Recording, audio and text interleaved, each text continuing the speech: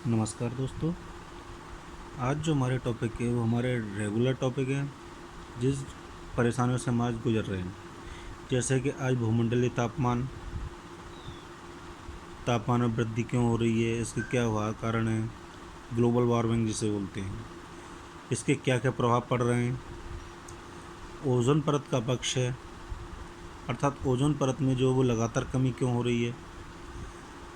Green house effect हरित गृह प्रभाव क्या होता है।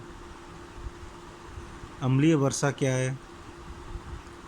इन टॉपिकों के बारे में आज हम देखेंगे इस वीडियो में कि ये टॉपिक क्या है तथा इसका क्या मतलब होता है। तो शुरू करते हैं आज पहला टॉपिक क्या है हमारा, भूमंडलीय तापमान।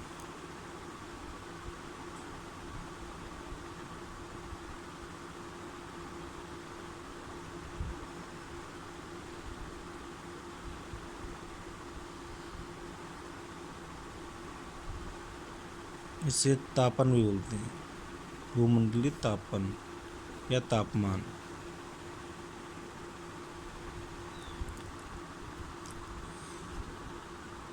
वायु में कार्बन डाइऑक्साइड की मात्रा बढ़ने और हरित गृह प्रभाव यानी ग्रीन हाउस इफेक्ट के कारण पृथ्वी का तापक्रम बढ़ता जा रहा है। ऐसा ही रहा तो वह दिन दूर नहीं जब पृथ्वी का तापक्रम इतना बढ़ जाएगा कि जगह जगह बर्फ़ पिघलने लगेगी। उसका पानी से समुद्र का पानी फैलने लगेगा। इससे समुद्र के तटीय नगर पानी में डूब जाएंगे। ध्रुव प्रदेशों पर बर्फ़ की टोपी गलने लगेगी। अधिक तापमान के कारण पृथ्वी पर रहना दुष्कर हो जाएगा। नई नई बीमारियां उत्पन्न होंगी। मानकों को संभव ऐसी क्रिया रोकनी चाहिए जिससे तापमान में वृद्धि हो। मतलब तो भूमंडलीय तापमान के क्या क्या साइड इफ़ेक्ट होते हैं। सबसे पहला इसमें जो होता है कि जो हमारे ध्रुवों पर बर्फ़ जमी हुई है वो लगातार तापमान में वृद्धि होगी तो वो लगातार गलेगी, जिसके कारण समुद्र के तल का स्तर बढ़ेगा और वहाँ पर जितने भी किनारों पर समुद्र के किनारों पर शहर बसे हुए वो आप एकाएक डूबने लगेंगे। ठीक है, इसके प्रभाव कहाँ कहाँ डल रहे हैं आज के टाइम पे, यानी ग्लोबल वार्मिंग के जो प्रभाव हैं भूमंडलीय तापन के, वो क्या क्या प्रभाव है मुख्य रूप से देखते हैं।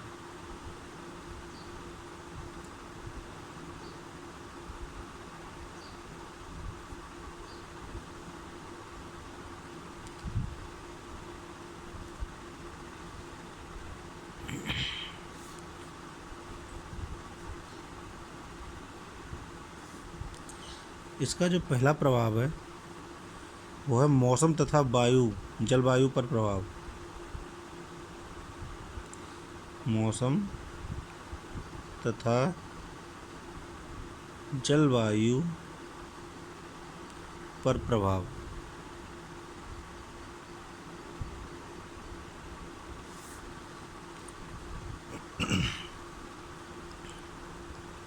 दूसरा है समुद्र तल पर परिवर्तन।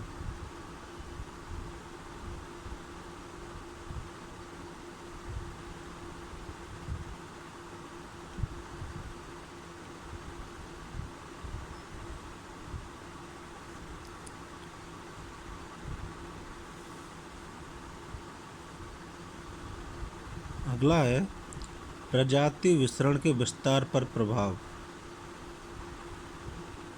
प्रजाति वितरण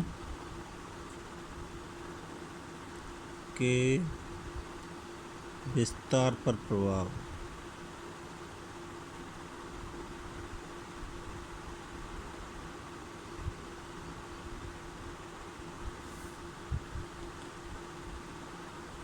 अगला है भोजन उत्पादन पर प्रभाव।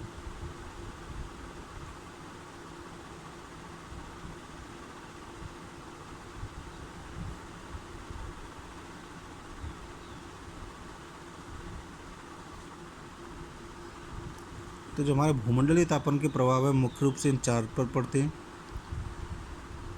ठीक है, अगला टॉपिक है इसमें ओजोन परत पक्ष है।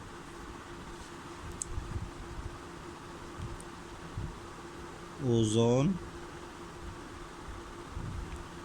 परत अपक्षय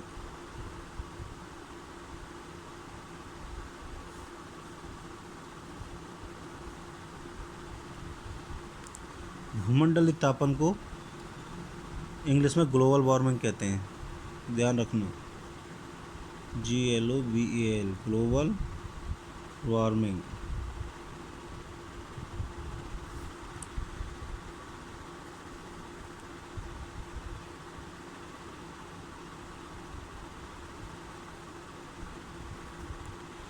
OZONE ओजोन लेयर डिप्लेशन। वो ओजोन लेयर कौन सी लेयर होती है, अब देखते हैं इसमें। ओजोन लेयर जो है हमारी पृथ्वी से लगभग 16 से 29 किलोमीटर तक मानी जाती है। ठीक है, देखो अब ओजोन लेयर क्या है। पृथ्वी के चारों ओर का आवरण वायुमंडल कहलाता है। इसकी ऊंचाई 16 से 29,000 किलोमीटर तक मानी जाती है, किंतु धरातलीय लेवल 800 मीटर ऊंचाई तक वायुमंडलीय भाग ही अधिक महत्वपूर्ण है। तापक्रम तथा वायु दाब के आधार पर वायुमंडल को परिवर्तन मंडल, ओजोन मंडल, समताप मंडल तथा मध्य मंडल इत्यादि ऊर्ध्वाधर विभाजन किया जाता है। ओजोन परत या मंडल समताप मंडल के निचले भाग अथवा परिवर्तन मंडल के सबसे ऊपर वाले भाग को ओजोन मंडल कहते हैं। इस भाग में 15 से 35 किलोमीटर के मध्य ओजोन गैस की एक मोटी परत होती है, जिसे ओजोन परत या ओजोन मंडल कहते हैं। यह ओजोन परत पृथ्वी की जीवधारी तथा पेड़ पौधों के लिए सौर ऊर्जा से बचाव के लिए रक्षा कवच का कार्य करती है। वैज्ञानिकों के अनुसार धीरे धीरे ओजोन गैस कम होती जा रही है। 2% गैस कम होने पर पृथ्वी पर 1 डिग्री तापमान बढ़ता है। ओजोन की कमी से पर्यावरण में गंभीर संकट पैदा हो रहा है। ऑक्सीजन गैस ही ओजोन गैस में परिवर्तित हो जाती है और वायुमंडल की एक मोटी परत बनाती है, जो पृथ्वी के चारों ओर संतरे के छिलके की भांति फैली हुई है। सूर्य किरणों का ओजोन गैस की परत शोषण करके पृथ्वी के जीवधारियों एवं पेड़ पौधों की सुरक्षा करती है। अब देखते हैं ओजोन परत के अपक्षय के मुख्य कारण क्या क्या हैं, जिसमें हमारा पहला आता है ध्रुवीय चक्रवात।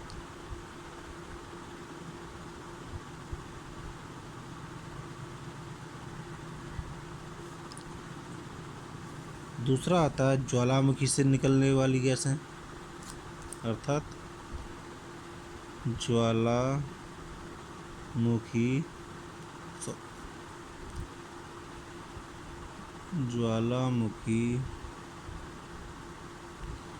गैस से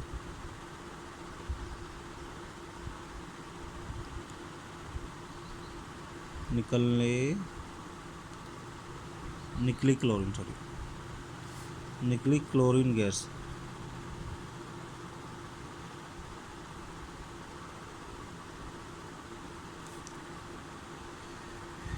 तीसरा है इसमें परमाणु बम के विस्फोट से निकली गैस।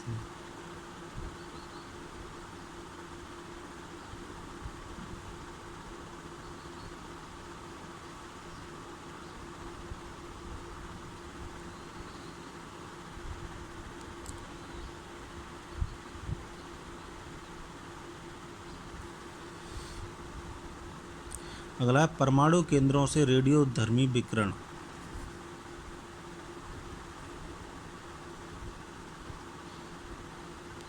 परमाणु केंद्रों से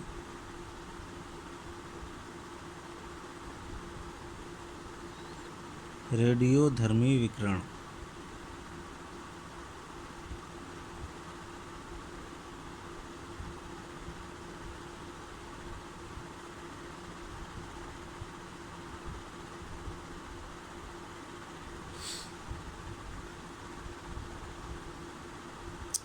वायुमंडल में नाइट्रोजन ऑक्साइड की अधिकता।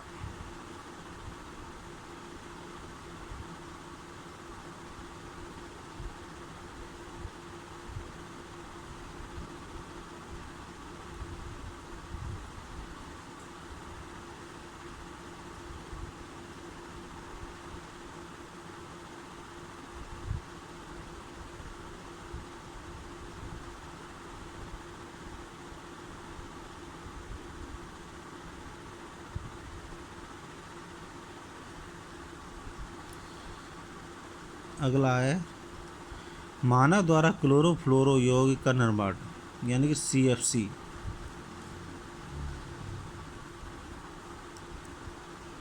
मानव द्वारा क्लोरोफ्लोरोकार्बन,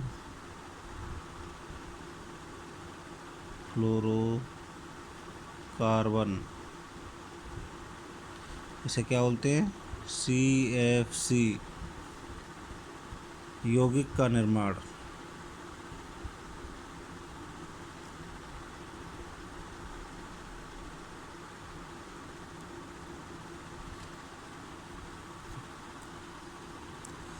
इसके कारण तो हमारी ओजोन परत का जो है अपक्षय हो रहा है। अच्छा, अपक्षय से घातक प्रभाव क्या क्या होते हैं भाई? जब किसी चीज़ का अपक्षय हो रहा है तो उसका कुछ ना कुछ साइड इफेक्ट कुछ तो होगा। तो इसका इफेक्ट तो कुछ नहीं, लेकिन साइड इफेक्ट होते हैं। क्या क्या होते हैं देखें।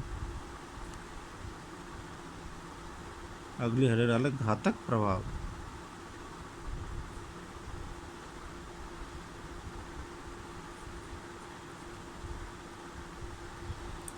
इसमें देखो सबसे पहले आता है बीमारियां, जैसे त्वचा कैंसर,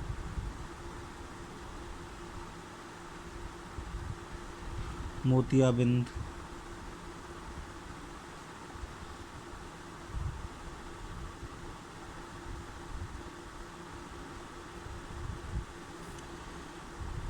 दूसरा है प्रतिरोधी तंत्र का ह्रास होना,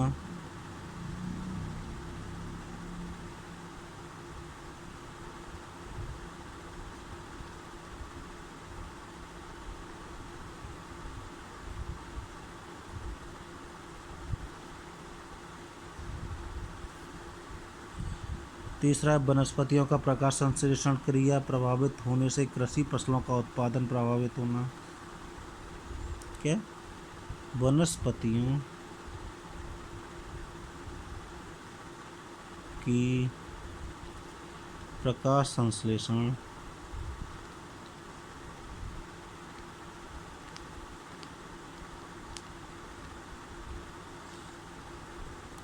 क्रिया प्रभावित होने से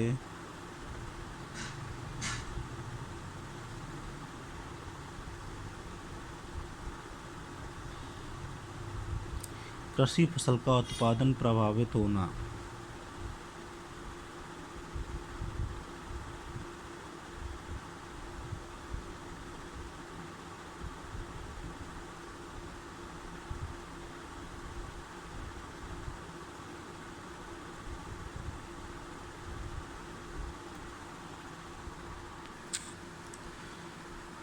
तो ये तो हमारे हैं जो ओजोन परत के अपक्षय के कारण होते हैं। अब इसमें हमारे ऊपर एक नाम बार बार दोहराया गया था, हरित गृह प्रभाव, ग्रीन हाउस इफेक्ट। ये ग्रीन हाउस इफेक्ट क्या है देखते हैं इसे भी।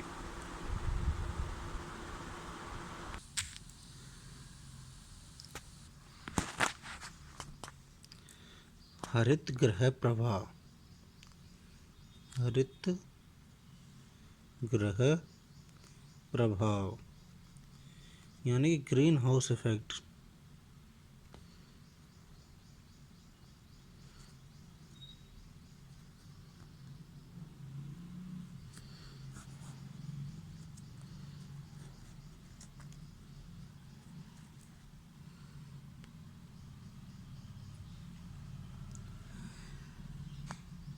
हरित गृह या पादप गृह पौधे उगाने के लिए बनाए जाते हैं।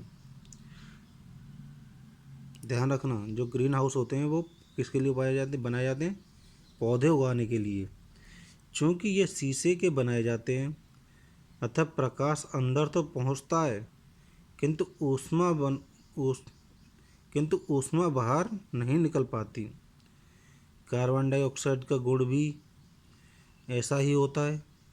केवल सूर्य का प्रकाश वायुमंडल से गुजर जाने देती है किंतु ऊष्मा को वायुमंडल से बाहर नहीं जाने देती। इस प्रकार सामान्य मात्रा में कार्बन डाइऑक्साइड वायुमंडल के तापमान को बरकरार बनाए रखती है, किंतु यदि वायुमंडल में CO2 की मात्रा में वृद्धि हो जाती है तो यह वायुमंडल में अधिक ऊष्मा रोकेगी जो इसका तापमान बढ़ाएगी या बढ़ा देगी। ऊष्मा का इस प्रकार वायुमंडल में रोक लिया जाना हरित गृह प्रभाव कहलाता है। अगला टॉपिक है अम्लीय वर्षा।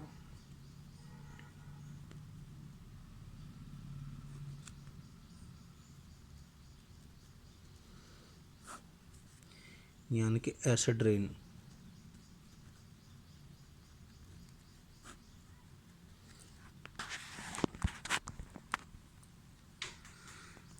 अम्लीय वर्षा वायु प्रदूषण का एक प्रमुख प्रभाव है।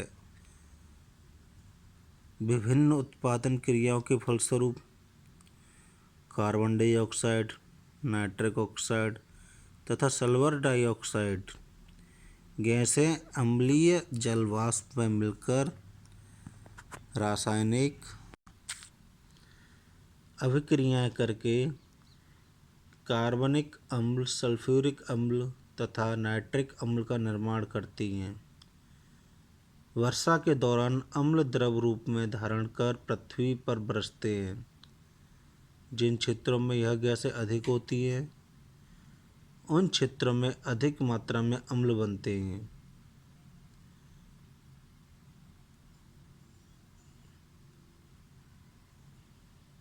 अर्थात हम बोल सकते हैं कि इन गैसों के कारण वर्षा के समय ये गैसें द्रव रूप लेती हैं तथा इनका बरसना ही, पानी के साथ बरसना, द्रव रूप लेकर बरसना ही अम्लीय वर्षा कहलाता है। ठीक है। अम्लीय वर्षा के दुष्प्रभाव क्या क्या होते हैं वो देखते हैं। सबसे पहला है अम्लीय वर्षा के दुष्प्रभाव में वनों, खेतों, नदियों तथा झीलों के खनिज संतुलन में होने वाले परिवर्तन। दूसरा है फसल वनोपज तथा जलीय तंत्रों की उपज में कमी। अगला है स्थलीय एवं जलीय तंत्र की जाति एवं प्रतिरोध में कमी आना। अगला है मृदा सूक्ष्म जीवों की सक्रियता में कमी आना। और कुछ इसके भौतिक पदार्थों का क्षरण भी करते हैं, जैसे भारत का ताजमहल, यूनान की एक्रोपोलिस तथा अमेरिका का लिंकन स्मारक पीले पड़ जा रहे हैं। अम्लीय वर्षा को रोकने के उपाय क्या क्या होते हैं? मृदा तथा झीलों की अम्लता को कम करने हेतु उनमें चूना मिश्रित किया जाए। तेल के विकल्प तथा विद्युत के स्थान पर गैर पारंपरिक ऊर्जा स्रोत का प्राथमिक दी जाए। कारखानों से निकलने वाले सल्फर डाइऑक्साइड को कम करने के लिए चिमनी की ऊंचाई 20 मीटर तक, निकलने वाली गैसों की गति 80 किलोमीटर प्रति घंटा रखी जाए ताकि 600 मीटर ऊंचाई पर गैस वायुमंडल में जाकर विस्तारित क्षेत्र में विसर्जित हो सके। वाहनों में गैस की मात्रा को कम करते हुए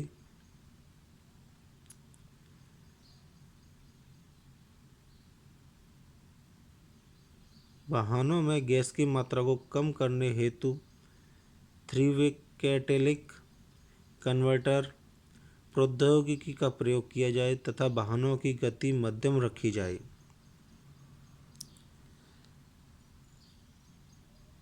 ये अम्लीय वर्षा के कुछ बचाव हैं, कुछ इसके अम्लीय वर्षा के दुष्प्रभाव हैं। आज की क्लास हमारी यहीं समाप्त होती है। अगली वीडियो में फिर नए टॉपिक के साथ मिलेंगे।